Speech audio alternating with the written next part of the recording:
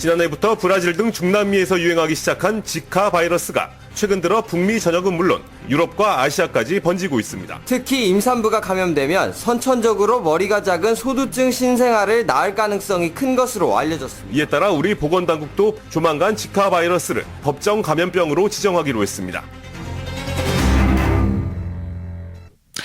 예, 소두증, 작은 뇌. 즉 태아의 뇌가 자라지 않는 병입니다. 지금 전 세계가 이 소두증 공포에 휩싸였는데요. 미주 대륙에선 이미 150만 명이 전염됐고 그중 4천여 건은 소두증 증상을 보였다고 하는데요. 어제 우리 질병관리본부에서도 이 병을 법정 감염병으로 지정하는 방안을 추진하겠다. 공식 입장을 밝혔습니다. 도대체 이게 어떻게 감염이 된다는 건지 또 감염이 되면 다 소두증 증상이 나타나는 건지 궁금한 게 많습니다. 오늘 첫 순서로 짚어보죠. 먼저 제일 심각한 곳 브라질을 연결해봅니다. 교민 최공필 씨 불러봅니다. 최공필 씨 나와 계세요. 네네네. 지금 브라질 어디 거주하십니까? 동북 쪽에 페르남부코라는 주가 있습니다. 예. 그 주에 제가 거기가 수도가 헤시피라는 곳인데 거기에 거주합니다. 그러니까 브라질 남쪽이 우리가 잘 아는 리우, 상파울로 이런 데가 있는 거고 그거보다 위쪽에 있는 그렇습니다. 주에 계시는 거네요. 그 바이러스에 감염된 주민을 직접 최 선생님도 목격하신 적이 있으세요? 예, 그렇습니다. 어떻든가요? 그럼 온몸에 빨간 반점이 생깁니다. 발목이 붓고, 특히 발목이 붓고, 그다음에 온몸이 전신이 통증을 느끼고 예. 아주 굉장히 괴로움을 당합니다. 예. 분위기가 지금 브라질 상당히 뒤숭숭하겠어요. 그러면요. 그래서 지금 전 국민이 지금 아주 굉장한 경계심을 갖고 지금 거기에 걸리지 않도록 항상 이게 레펠렉스라고 스프레이식으로 되어 있는 건데 항상 몸에 뿌리고 옷 위에도 뿌리고 다닙니다. 그걸 하루에 몇 번씩 뿌려야 됩니다. 그래가지고 모기한테 물리지 않는 것이 상책이거든요. 예. 그리고 또 모기가 자라지 못하게 이 모기는 깨끗한 물에서 자랍니다.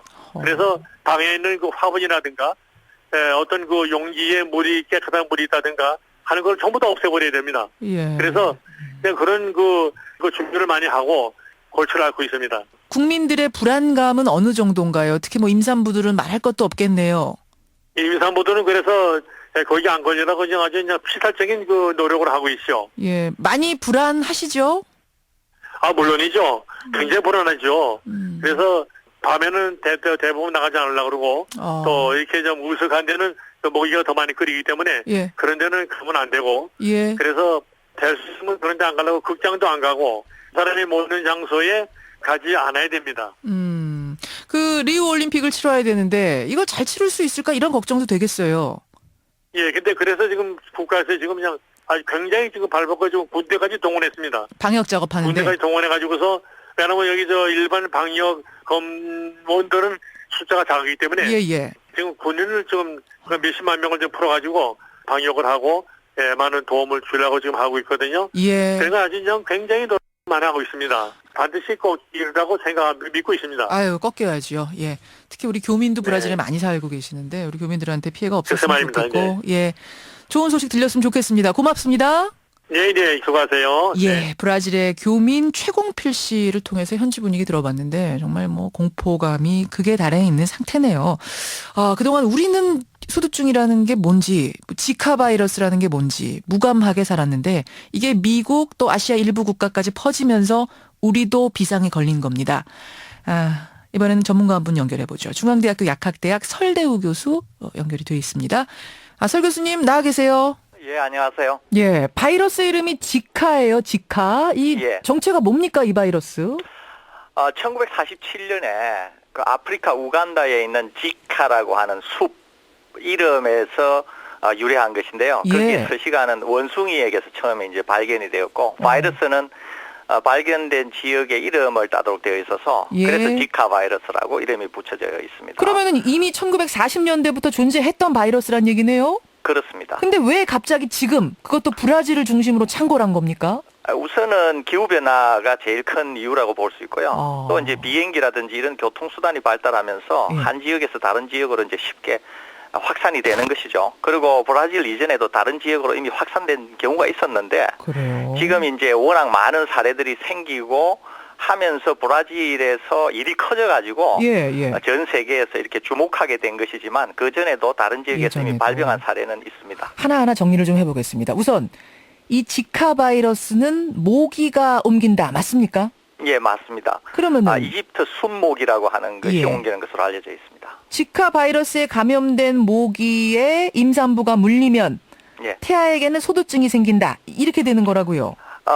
모든 사람에게 생기지 않겠지만 일반적으로 지금 직접적인 증거는 아직까지도 없어요. 그렇지만은 여러 가지 정황적인 것으로 볼 때 상당히 연관관계가 높아 보인다. 그래서 앞으로 연구는 더 필요해 보이는데요. 예. 아무래도 이것이 사실이라고 하면 바이러스에 있는 어떤 일부가 신경세포의 발달이나 예. 이런 거에 아마 영향을 주지 않겠나 이렇게 생각이 됩니다. 그래서 소두증이 생기는 것으로 생각이 현재 되고 있습니다. 그렇군요. 그러니까 임산부가 그 모기 물렸다고 해서 다 소두증이 생기는 건 아닌데 그런 경우들이 종종 나오다 보니까 상관관계를 높게 보고 연구하고 있다 이런 말씀이세요. 예, 그렇습니다. 지금 청취자 7208님도 질문 주셨습니다만 임산부가 그 모기에 물리면 소두증 아이를 낳는 거고 만약 일반인이 이 모기에 물리면 어떻게 되는 겁니까? 일반인이 물리게 되면은 건강한 사람인 경우에는 크게 병증을 앓지는 않는다고 알려져 있고요. 여태까지 전 세계적으로 사망 사례는 없습니다. 대신 이 바이러스가 신경세포에 영향을 미치는 것으로 일단 생각이 되고 있는데 그래서 일반인인 경우에 예? 아주 드물기는 하지만은 전신 마비의 사례는 있는 것으로 그렇게 보고는 되고 있습니다. 근데 그렇지만, 앞에서 브라질 교민 연결했을 때 그분 얘기로는 일반인이 걸려서 사망하는 경우가 지금 브라질에서 나타나고 있다는데요. 예, 물론 아주 드물게는 그렇게는 하겠지만 기본적으로는 이 바이러스에 의해서 아주 심각한 증상이 나타난 사례는 아주 드물고요. 그 다음에 사람마다 이제 면역성이나 이런 차이에 의해서 그럴 예. 수는 있다고 보는데 또는 다른 어떤 합병증이나 이런 게 유발이 의해서. 되면서 이제 사망 사례가 생길 수는 있다고 보는데 예. 기본적으로는 아주 심각한 병증을 일으키거나 상당히 심각하게 사망에 이르게 한다거나 이런 사례는 아주 드물거나 없는 것으로 이렇게 지금 평가되고 있습니다. 건강한 일반인이라면은 걸렸는지 모르고 지나갈 수도 있는 감기처럼 대부분 이럴 수도 그렇습니다. 있는 예. 병인데 좀 연약한 분들이 걸렸을 때는 다른 합병증 불러일으키면서 사망까지도 갈 수 있는 예, 그런 것들. 그렇습니다. 그러면 과거에 남미나 뭐 이쪽 다녀오셨던 분들 중에는 실제로 자기도 모르게 앓고 지나간 분들도 있을 수 있다는 얘기예요. 아마 상당히 그럴 가능성이 많습니다. 예, 건강하신 분들 네. 중에는 모르고 지나갔을 가능성이 상당히 많은 것이죠. 자, 그럼 이제부터 이제 우리나라 얘기인데 우리나라에도 이 모기가 삽니까? 지금 이집트 순모기는 우리나라에는 없는 것으로 알려져 있고요. 다만 우리나라에 서식하고 있는 흰줄 순모기라고 하는 비슷한 계열의 모기가 있는데 예.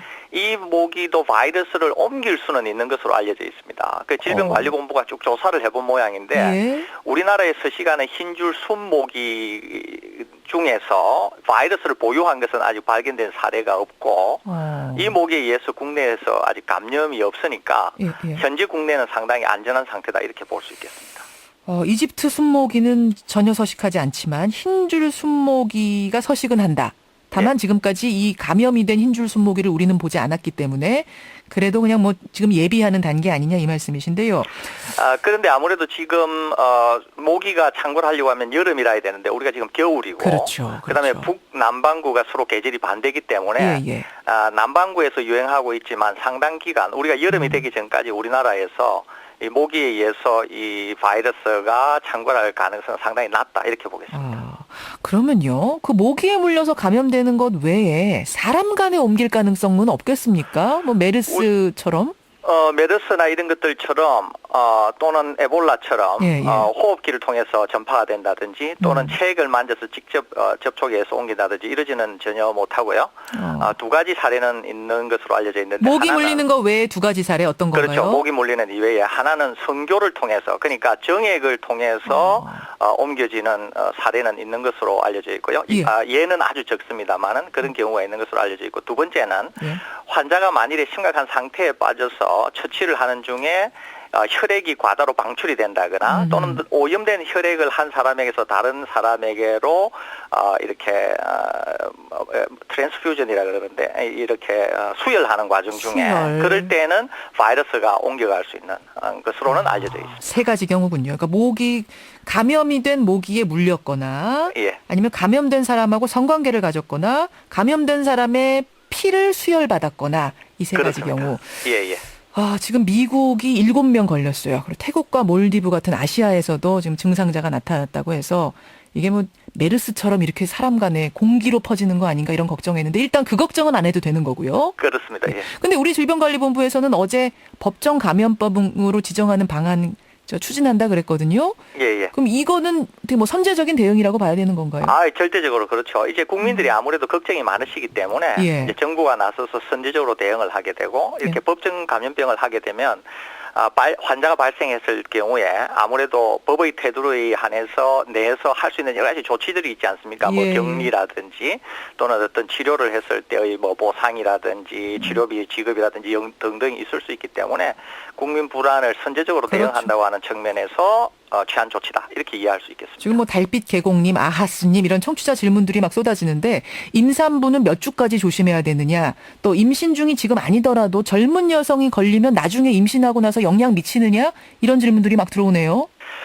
임신하기 전 여성들은 뭐 그냥 일반 분들이기 때문에 크게 염려 안 하셔도 될 것 같고요. 또 이것이 뭐 잠복기가 일부 있기는 하지만은 완전히 치유가 되고 나면 전혀 문제될 것이 없습니다. 예. 또 임신부라고 하더라도 예. 모든 임신부가 다 모기에게 몰렸다고 해서 다 발병되는 건 아니지만 그럼에도 불구하고 지금 직접적인 증거는 없지만 상관관계가 있다고 알려져 있으니까 웬만하면 임신부들께서는 안 물리는 게 좋을 것 같고 지금 북반구 겨울인 우리는 뭐 안심할 단계지만은 예. 혹시 임신부 중에서 남반구로 여행을 할 그렇죠. 계획이신 분은 여행을 좀 취소를 하시거나 아니면은 여행을 부득이하게 하셔야 될 경우에는 모기에 물리지 않도록 주의를 하는 것이 매우 중요하다는 생각입니다. 여기까지 소두증 궁금증 풀어봤습니다. 설대우 교수님 고맙습니다. 예, 감사합니다.